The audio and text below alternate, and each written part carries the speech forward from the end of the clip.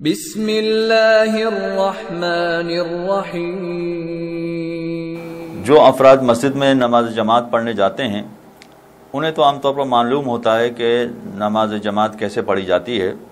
لیکن آج کل ایک بڑی تعداد میں خواتین خصوصاً جب زیارت کو جاتی ہیں یا حج و عمرے کے لیے جاتی ہیں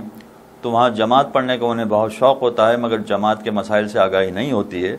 تو بہت ساری غلطیاں ان سے ہو جاتی ہیں۔ تو جو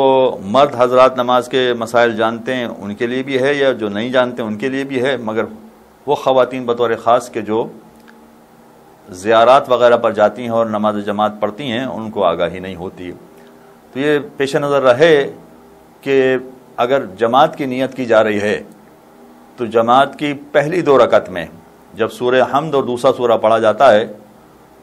تو پیچھے نماز پڑھنے والے، جماعت پڑھنے والے وہ خاموش کھڑے رہتے ہیں، پیش امام ان کی طرف سے پورا سورہ پڑھتا ہے اور دوسرے سورے کی تلاوت کرتا ہے۔ لیکن سورہ حمد اور دوسرے سورے کے علاوہ باقی پوری نماز میں پیچھے کھڑے ہونے والوں کو بھی سب کچھ پڑھنا پڑے گا۔ رکوع میں جو کچھ پڑھا جاتا ہے، سجدے میں جو کچھ پڑھا جاتا ہے، تشہد میں جو کچھ پڑھا جاتا ہے، قنوت میں جو کچھ پڑھا جاتا ہے، سب کچھ پڑھنا پڑے گا۔ اس میں فقط پیش نماز کا پڑھنا کافی نہیں ہوگا۔ اب ایک چیز قابل توجہ ہے، وہ مرد حضرات کے لیے بھی ہے، عورتوں کے لیے بھی ہے۔ فرض کیجئے کہ کوئی شخص شروع سے نماز میں شریک ہوا ہے تو طریقہ وہی ہوگا جو میں نے بتا دیا، لیکن اگر فرض کیجئے پیش نماز کی دوسری رکعت ہے اور جماعت میں شریک ہونے والا ابھی آگے شریک ہوا ہے اور اس کی یہ پہلی رکعت ہے، تو پہلی رکعت ہو تب بھی چونکہ پیش نماز کی دوسری رکعت ہے لہٰذا وہ سورہ حمد اور دوسرے سورے کی تلاوت کریں گے تو ہمیں خاموشی سے سننا ہے، پڑھنا نہیں ہے۔ لیکن جب وہ تیسری رکعت میں چلے جائیں گے تو ہماری دوسری رکعت ہوگی، تیسری رکعت میں وہ چلے جائیں گے تو وہ تسبیحات اربعہ پڑھیں گے اور دوسری رکعت میں ہمیں سورہ حمد پڑھنا ہوتا ہے۔ تو اب ایسی صورت میں کیا کیا جائے؟ وہ تسبیحات اربعہ پڑھ رہے ہوں گے اپنی ذمہ داری کے تحت، ہماری ذمہ داری یہ ہے کہ دوسری رکعت میں سورہ حمد اور دوسرا سورہ پڑھا جائے۔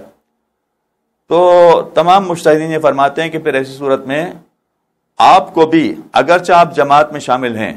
آپ کو بھی سورہ حمد کی اور دوسرے سورے کی تلاوت کرنی ہے، اس لیے کہ آپ کی دوسری رکعت ہے،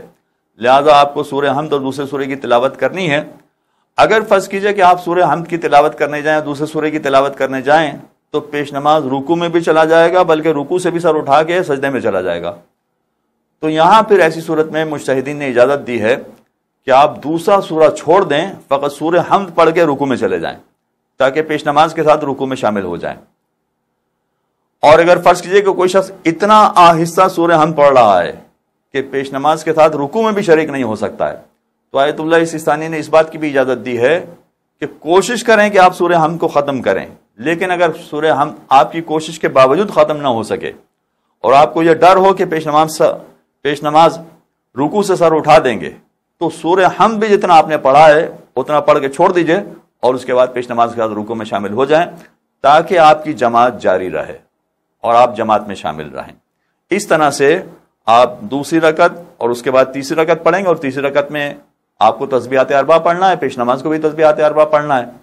لہٰذا آپ جماعت میں ہوتے ہوئے بھی تیسری اور چوتھی رکعت میں تو تسبیحات اربعہ خود بھی پڑھیں گے، چاہے پیش نماز خود پڑھ رہے ہوں لیکن آپ کو اپنا تسبیحات اربعہ خود پڑھنا ہے اور اس طرح سے جماعت کو مکمل کریں گے۔ وصلی اللہ علی محمد وآلہ الطاہرین۔ اللہم صل علی محمد وآل محمد۔